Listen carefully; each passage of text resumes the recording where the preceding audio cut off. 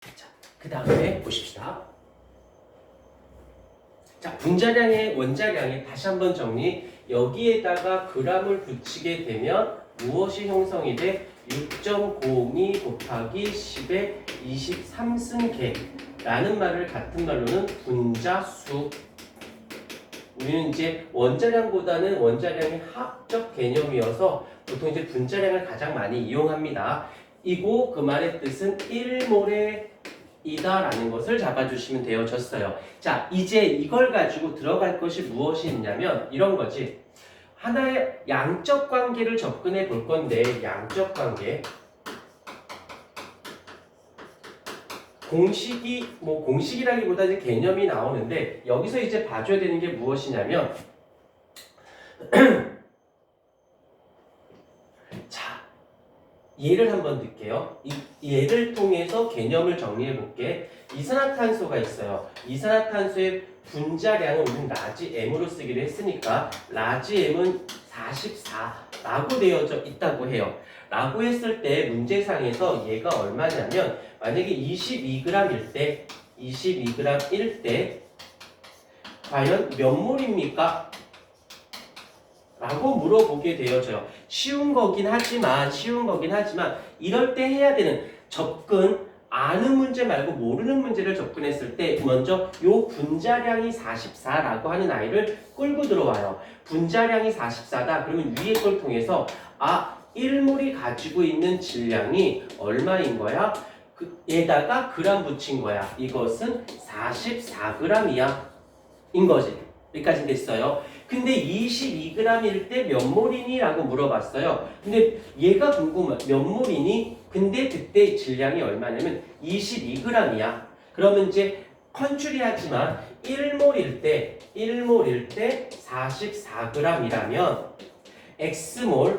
X몰일 때는 22g 하면 이제 관계식을 만들어 볼게. 아는 거니까 요렇게 잡을 수 있겠죠? 그러면 다시 44 곱하기 x에다가 1몰에다가 어떻게 곱하기 22g이 되어지는 것이지. 그러고 나면 이제 내가 궁금한 건 무엇이 돼? x이므로 44분의 굳이 1몰을 쓸 필요 없이 22g 하면 어떻게 돼? 2분의 1몰 이런 거잖아.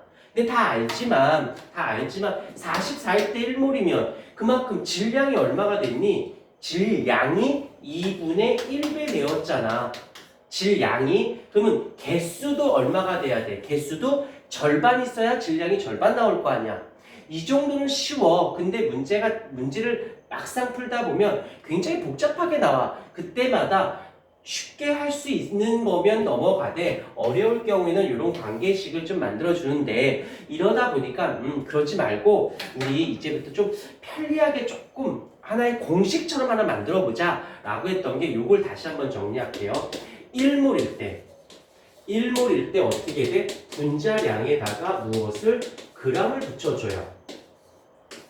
그렇다면 관계식, 얘도 이제 비례식의 관계식이지만 1대 여기에 질량을 해줘.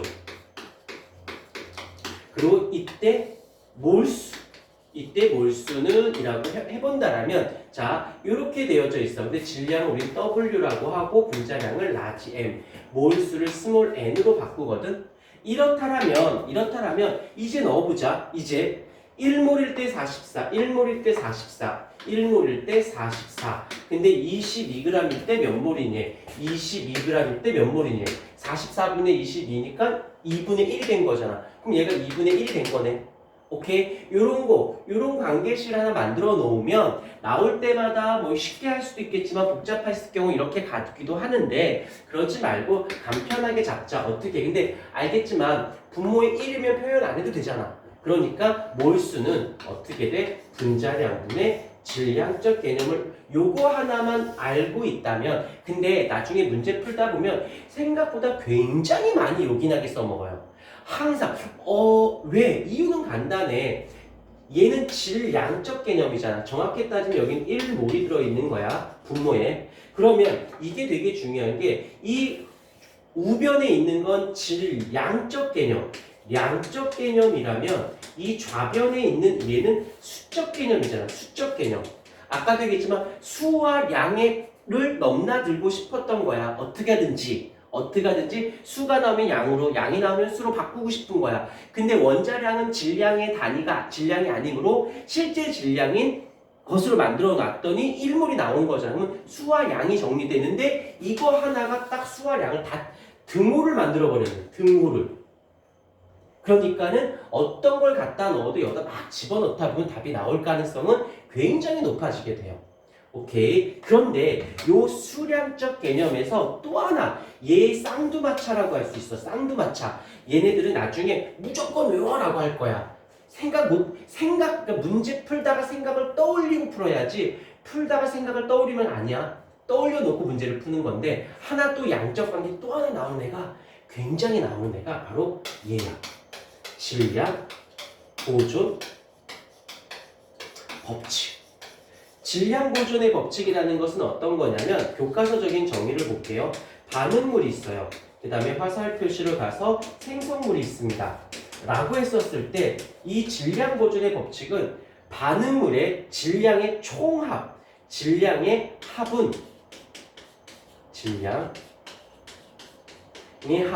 생성물의 질량의 합과 반드시 어때야만 한다? 둘이 같아야만 된다라는 게 질량 보존의 법칙이거든. 그래서 반응물의 총 질량의 합은 생성물의 총 질량의 합과 같다.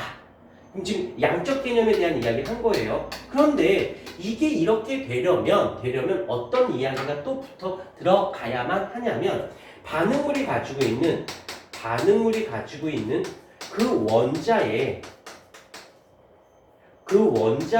종류와 그 수는 생성물 쪽에 있는 그 원자의 종류와 그 수가 같아야지만 질량이 같을 수 있는 거지. 개수는 똑같이 있는 거야. 그러니까 질량이 같은 거겠지. 이해가 됐습니까? 지금 방금 수적 개념의 종류와 수적 개념이네. 이렇게 되니까 수량의 관계를 넘나들고 왔다 갔다 하고 있을 때 문제가 엄청 알아볼 수 없을 정도였을 때 얘네 둘을 가지고 스타트를 끊는 거지. 어차피 수량에서 안 벗어나. 꼴랑 하나 나오는 게 있다면 부피가 들어와.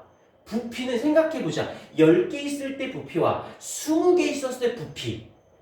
어떨까? 당연히 2배겠지. 개수가 2배가 됐으면 당연히 차지하는 부피도 2배여야 되지. 그게 뭐가 문제가 돼? 문제되지는 않는다라는 거야. 먼저 나와야 할 것은 수와 양적 개념을 먼저 잡아주는 게 너무. 그러니까 다시 할게. 내신 유지의 선생하고 수능 유지의 선생의 차이가 뭐냐면 내신 유지의 선생님들은 문제를 푸는 방법을 알려줘. 이건 이렇게 푸는 거야, 이건 이렇게 푸는 거야 라고 알려줘. 근데 문제가 되는 건 수학 시간에 많이 경험해 봤을 거야. 내가 풀면 안 풀리는데 선생님하고 풀면 풀려. 선생님 풀어주고 다 알겠어. 근데 내가 풀면 잘 안 풀려. 이게 바로 내신 선생님들은 하고 수능 선생 차이가 있다면 수능 쪽은 그러니까 풀 수 있는 거 얘기하지 말고 못 풀 때 어떻게 할 거야. 안 풀릴 때 어떻게 할 거야? 안 풀리면 포기해? 질문해? 아니 처음이야. 그렇지. 시험장 가서 앉아서 생판 처음 본 문제를 어떻게 풀 거냐는 거지. 그럼 어떻게 시작할 거고 어떻게 접근할 거고 어찌됐건 답을 맞춰내야 될 거 아니야. 뭐가 됐던. 그러려면 2가지가 필요해요. 풀 수 있는 것들은 빨리. 짱깨 정신이라고 있어. 짱깨 정신. 짱깨라는 말씀은 그렇지만 신속 배달, 신속 정확 아니야? 짜장면 시켰는데 3시간만 있다가 올 거야. 너 같으면 그 집 짜장면 시켜 먹을래? 아니지. 근데 빨리 갖다 주는데 옆집 갖다 줘. 미쳐버린다. 신속 정확. 그래서 킬러 문항이 아닌 건 신속하게 풀어야 돼요. 그래야 정확하게 푸는 문제. 정확하다라는 건 시간을 소비할 수밖에 없기 때문에 정말 어려운 문제를 맞추기 위해선 그걸 푸는 연습을 시키는 게 아니라 2가지를 같이 시켜야 돼. 빨리 푸는 훈련, 정확하게 푸는 훈련. 이게 2가지가 같이 맞물려야 수레바퀴가 2개가 사이즈가 비슷하고 똑같아야지만 잘 굴러가잖아. 한 수레바퀴는 이런데 한 수레바퀴가 다르면 제대로 못 굴러가는 거잖아. 이게 이 두 가지를 조율을 해서 분리시켰다가 합쳤다, 분리시켰다, 합쳤다 하면서 문제의 개념에 따라서, 문제의 난이도에 따라서 이거에서 분류 작업은 수능 대비를 수년을 해도 알까 말까가 되는 거예요. 느끼는 거랑 내가 직접 경험은 되게 많이 다르거든. 왜? 학생이 달라. 똑같은 2등급이다 할지라도 얘는 2단원을 약해서 2등급이고 근데 얘는 2단원이 약해서 2등급일 수 있거든. 그건 많은 경험이 필요해. 그게 2학년 때 나는 감사해. 솔직히 감사해. 학교 선생님들이 수능 특강이나 모의고사 출제하는 걸 난 너무 좋아해. 왜? 애들이 그럼 다 작살 나거든. 웬만해서 안 되거든. 난 20년 넘게 이 짓을 했으니까 이거 하려고 하는 거고. 내가 계속 강조하는 것들을 잘 캐치해야 돼요. 답구하려고 하지 마. 많이 틀려. 많이 틀려야 경험치가 쌓여야 저 인간 말대로 하는 게 답이 먼저가 아니라 어떻게 시작할 거냐. 유식한 말로 이 문제의 출제자의 의도가 뭐냐는 거지. 근데 그것도 파악 못하겠어. 그럼 이제 어디서부터 출발할 거냐. 다시 문제 풀 때 수량이라는 단어 수적으로 물어봤는지 양적으로 물어봤는지 어떻게 갈 건지 어떻게 넘겨갈 건지를 찾는 게 굉장히 중요하다라는 겁니다.